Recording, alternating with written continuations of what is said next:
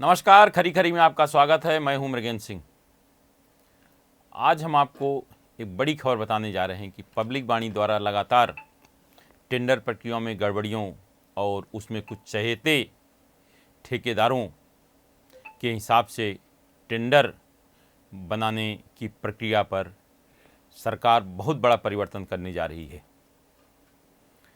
और उसमें अब जो ठेकेदारों की मनमानी रुकेगी। जो कुछ ठेकेदार थे, कुछ अधिकारियों से मिलके जैसा चाहते थे वैसा टेंडर ड्राफ्ट बनवा लेते थे, लेकिन अब ऐसा नहीं होगा। कहीं तो आपको विभागों में कहीं ऐसा है, कहीं पीडब्ल्यूडी इरिगेशन में की एग्जीक्यूटिव इंजीनियर साहब भी जो चाहते थे उस हिसाब से टेंडर प्रक्रिया कर देते जो ठेकेदार पहुंच गया। अब इस पर रोक लगने जा रही है। लगातार पब्लिक वाणी ने इस तरह की खबरों को उजागर किया।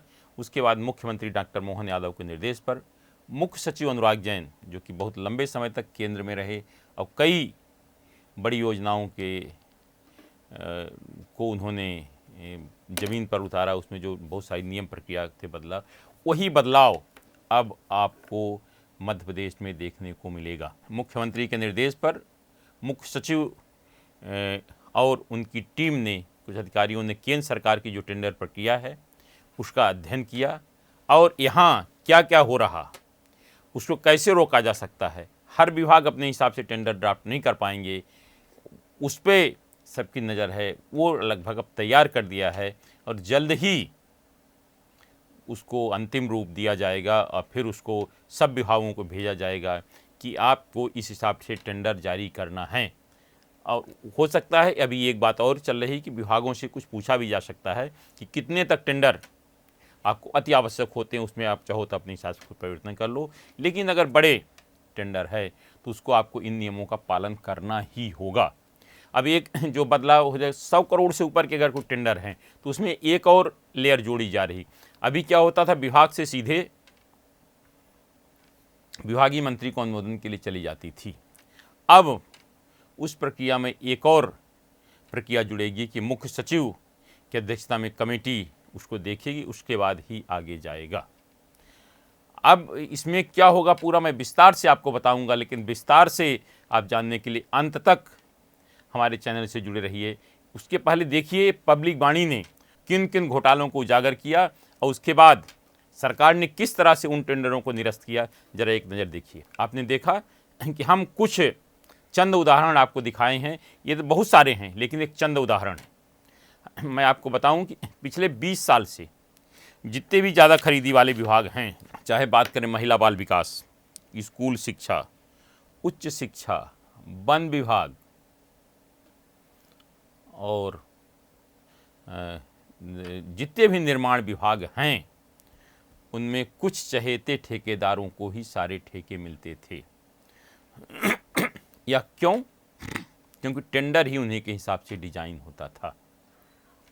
अगर टेंडर उनके हिसाब से डिजाइन नहीं होता था तो उसमें इतने रिजाइंडर जारी होते थे, संशोधन इतने जारी किए जाते थे कि सब उन्हीं के हिसाब से हो जाता था। अंत में होता क्या था, ये सब बाहर हो जाते थे और जो चहेते ठेकेदार होते थे, जिनको विभाग के अधिकारी चाहते थे और कोई चाहता था उनको टेंडर मिल जाता था। और जो 100-200 रुपये की चीज़ पता चला कि 400 से 600 रुपये में खरीदी जा रही। कभी कोई शिकायत करे, साहब ये तो हमने ओपन टेंडर जारी किया था, उसमें जो आए हम उसको मान रहे हैं। लेकिन कभी भी किसी ने इस बात की देखने की कोशिश नहीं की कि जो सामान मार्केट में 200 रुपये में मिल रहा उसको आखिर हम 600 रुपये में क्यों खरीद रहे हैं। क्या विभाग को, अधिकारियों को इतना नहीं दिखता है या विभाग के अन्य भी? भाई एक जब आम जनता कोई चीज़ समझ में आता है तो आखिर उनको समझ में नहीं आता सरकारी धन का किस तरह से दुरुपयोग होता है। अगर उठा के देखें पिछले सालों में सरकारी धन का जिस तरह से उपयोग हुआ, उससे लगता है कि आखिर हो क्या रहा था। अब बहुत सारी चीज़ें जब मीडिया में आने के बाद सब उजागर हो रही, तब उसमें लगातार संशोधन नियम प्रक्रिया बनाई जा रही है। अब अधिकारियों को, कुछ अधिकारियों पर लगाम लगेगी निश्चित रूप से, और लगाम लगनी भी चाहिए। अगर आपके स्वस्थ प्रतिस्पर्धा होगी तो निश्चित रूप से आम जनता को लाभ मिलेगा और काफ़ी लोग शामिल होंगे।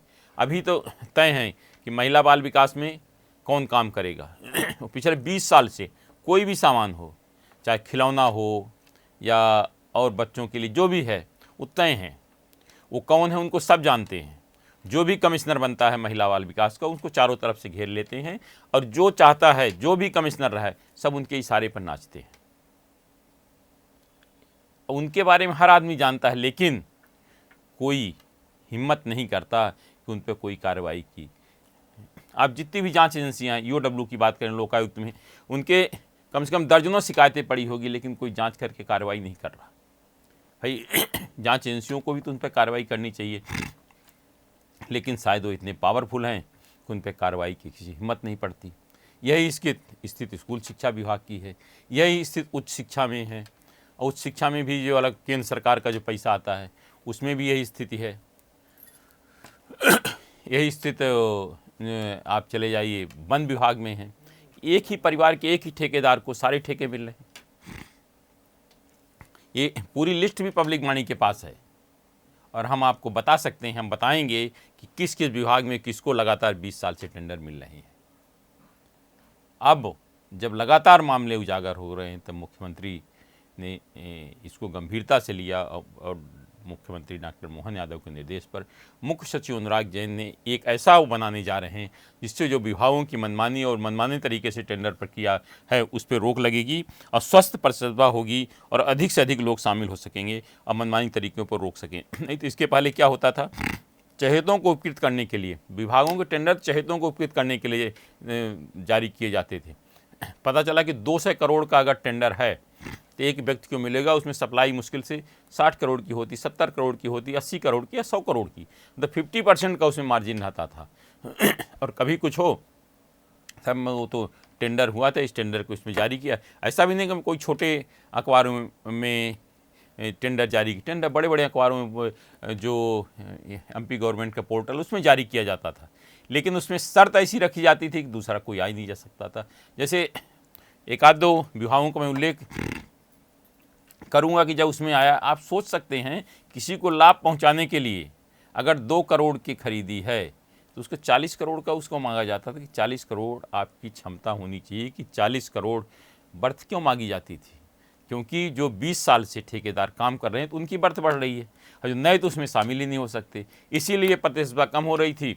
और एक चीज़ और जो नई चीज़ें शुरू हुई हैं कि एक ही आदमी, एक ही परिवार के 3 व्यक्ति अलग अलग कंपनियां न बनाते। कंपनी का अगर देखा जाए तो असली मालिक एक ही रहता था, लेकिन टेंडर 3 हो जाते थे। विभाग के अधिकारियों से जब उनकी सेटिंग हो जाती थी, कहेंगे आप 3 टेंडर डलवा दो, एक ही परिवार के रहेंगे 3 टेंडर, तो किसी न किसी को मिलना है, या 5 टेंडर हो जाएं। ये जो पूरे खेल हुए हैं, अभी यही खेल उसमें भी हुआ है मेडिकल कॉलेजों के देने के मामले में। जो मेडिकल कॉलेज का दिया गया है टेंडर, उसमें भी अगर उठा के देखें तो एक ही परिवार है कि टेंडर्स होने, इसलिए प्रतिस्पर्धा बढ़ ही नहीं पा रही। अब अगर मुख्यमंत्री के निर्देश पर मुख्य सचिव ने सख्ती दिखाना शुरू किया है तो आप देखिएगा कि जल्दी ही नए टेंडर प्रक्रिया जारी होगी, जिसको सब विभागों को पालन करना अनिवार्य होगा।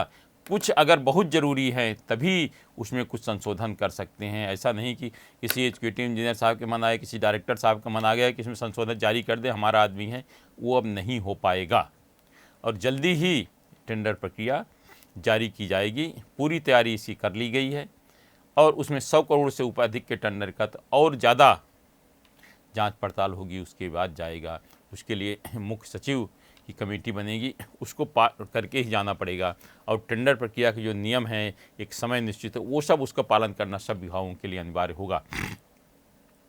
इस बात की जैसे ही भनक लगी है, कई विभागों ने आनन फानन में टेंडर की तैयारियां शुरू कर दी हैं कि ताकि जब नया नियम जारी हो उसके पहले ही टेंडर जारी कर दो, तो कहने के होगा जो नया नियम जब जारी होगा उस दिन से लागू होगा।